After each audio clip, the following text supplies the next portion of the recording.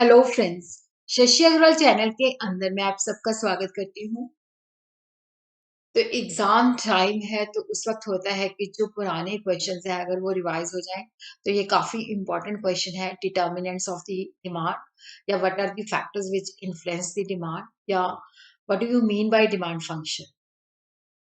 तो यहाँ पे हम ये जो क्वेश्चन कर रहे हैं that is based on the previous year paper और ये काफी क्लासेस के लिए रेलिवेंट है।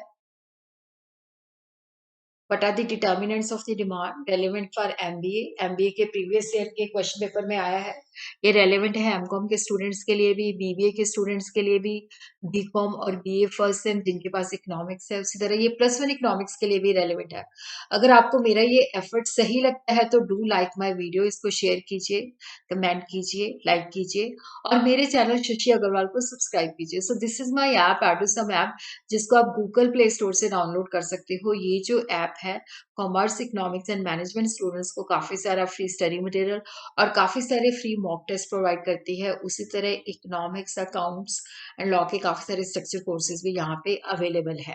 तो सबसे पहले हम देखते हैं डिमांड, क्योंकि अगर क्वेश्चन आता है what are the determinants of the demand, क्योंकि ये 10 मार्क्स का क्वेश्चन है तो इसमें हम थोड़ा सा डिमांड के बारे में भी लिखते तो ज्यादा बेटर है। क्योंकि ज्यादातर डिजायर, वांट एंड डिमांड को इकट्ठे समझा जाता है जब हम मतलब इनमें कोई डिफरेंस नहीं माना जाता। वे डिजायर होती है कॉन्शियस लॉन्गिंग फॉर समथिंग, जैसे मैं कहूँ मेरे पास कुछ भी नहीं है बट मैं सिर्फ डिजायर करूँ कि मैंने वर्ल्ड टूर पे जाना है, तो ये एक विजुअल थिंकिंग है। क्योंकि ना तो मेरे पास एबिलिटी है और ना ही मैं विलिंग हूँ, ना ही मेरे पास रिसोर्सेज हैं।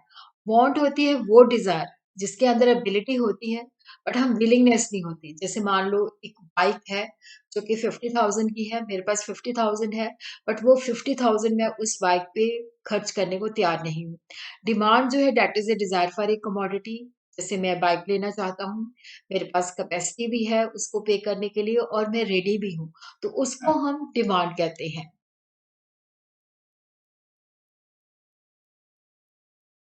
तो desire means wish to have a commodity. When desire backed by the ability to satisfy the wish, that is want. पर जब desire भी है, ability भी है और willingness भी है तो उसको हम demand कहते हैं। तो demand refer to different possible quantities of a commodity that the consumer is ready to buy at different possible price of that commodity.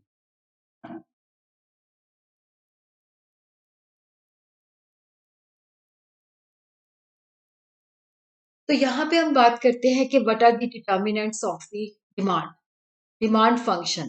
देखो जब हम डिमांड फंक्शन की बात करते हैं तो that shows the relationship between the demand for a commodity and its various determinant. तो यहाँ पे डिमांड जो है काफी सारे जो फैक्टर्स होते हैं उनके ऊपर डिपेंड करती है।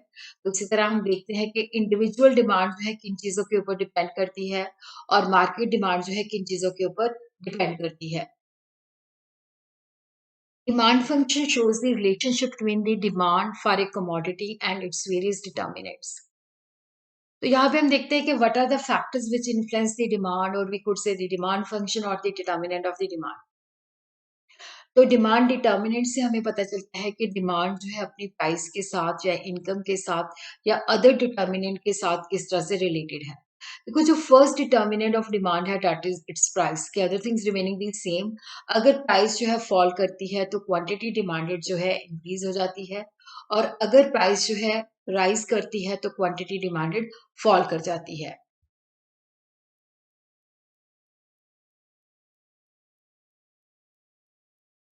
इसी तरह टाइप ऑफ डिमांड फंक्शन जो है इंडिविजुअल डिमांड फंक्शन है, मार्केट डिमांड फंक्शन है। और जो इंडिविजुअल डिमांड फंक्शन है वो on price of the commodity, price x, price of related goods जिसके अंदर सब्स्टिट्यूट गुड्स आ जाती हैं, कॉम्प्लीमेंट्री गुड्स आ जाती हैं। वाई जो है इनकम है और टी जो है दैट इज द टेस्ट, ई जो है उसकी एक्सपेक्टेशन। उसी तरह जो मार्केट डिमांड फंक्शन है तो वो own price of the commodity, demand of the commodity, price of related good, income, taste, consumers expectation and जो है that is the population size, number of buyer, वाईडी जो है that is the distribution of income. तो जिनको हम one by one करके जो है अंडरस्टैंड। तो पहले हम इंडिविजुअल डिमांड फंक्शन को स्टडी करते हैं कि डिमांड जो है किस तरह से जो एक इंडिविजुअल की डिमांड है वो काफ़ी सारी चीज़ों के ऊपर डिपेंड करती है। डिमांड जो है यहाँ पे डिपेंडेंट है, that is the function of price of x, price of related goods, y जो है इनकम है, टी जो है टेस्ट है, ई जो है एक्सपेक्टेशन है।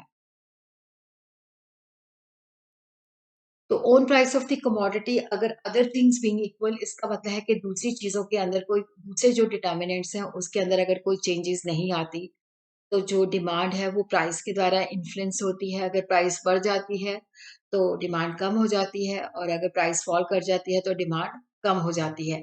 प्राइस और डिमांड के बीच में जो है इनवर्स रिलेशन है और इसको हम लॉ ऑफ डिमांड भी कहते हैं। फिर है प्राइस ऑफ रिलेटेड गुड्स, जिसके अंदर हम सब्स्टिट्यूट गुड्स और कॉम्प्लीमेंट्री गुड्स स्टडी करते हैं। देखो जो सब्स्टिट्यूट गुड्स होती हैं इसका मतलब होता है कि जो हम एक दूसरे की जगह पे सब्स्टिट्यूट गुड्स एक दूसरे की जगह पे उसको सब्स्टिट्यूट कर सकते हैं। जैसे टी एंड कॉफी है, पेप्सी एंड कोक है, बॉल पेन है, इंक पेन है। अगर एक की प्राइस में इंक्रीज होती है तो दूसरे की डिमांड बढ़ जाती है और अगर एक की प्राइस डिक्रीज होती है तो दूसरे की डिमांड में डिक्रीज हो जाती है। तो यहाँ पे क्या होता है कि पॉजिटिव रिलेशन होता है। जैसे हम यहाँ पे लेते हैं डिमांड फॉर एक्स और यहाँ पे हम लेते हैं प्राइस ऑफ वाई। अगर वाई की प्राइस बढ़ जाती है, एक्स की जो डिमांड है वो इंक्रीज हो जाती है। तो इस तरह से जो सब्स्टिट्यूट गुड्स की जो मतलब रिलेशन होता है प्राइस ऑफ वाई और डिमांड ऑफ एक्स के बीच में जो है, that is a positive relation. कि अगर कॉफी एक्सपेंसिव हो जाती है तो उसकी जगह पे हम टी को इस्तेमाल करते हैं, टी को सब्स्टिट्यूट करते हैं। फिर उसके बाद है कॉम्प्लीमेंट्री गुड्स। कॉम्प्लीमेंट्री गुड्स होती हैं विच आर यूज टूगेदर। जैसे पेन एंड इंक है, ब्रेड एंड बटर है, स्कूटर एंड पेट्रोल है, कार एंड पेट्रोल है। तो कॉम्प्लीमेंट्री गुड्स के अंदर जो रिलेशन होता है वो इनवर्स होता है। अगर एक की प्राइस फॉल करती है तो दूसरे की डिमांड बढ़ जाती है और अगर एक की प्राइस में राइज होता है तो दूसरे की डिमांड कम हो जाती है। जैसे मान लो यहाँ पे हम डिमांड ऑफ एक्स लेते हैं और यहाँ पे प्राइस ऑफ वाई लेते हैं। एक्स और वाई जो है एक दूसरे के कॉम्प्लीमेंट्री गुड्स हैं। तो ये अगर y की प्राइस है तो ये डिमांड है। इसके बाद अगर y की प्राइस बढ़ जाती है तो x की डिमांड कम हो जाती है। जैसे इनका जो कर्व है वो स्लोप्स डाउनवर्ड है। तो यहाँ पे इनवर्स रिलेशन है।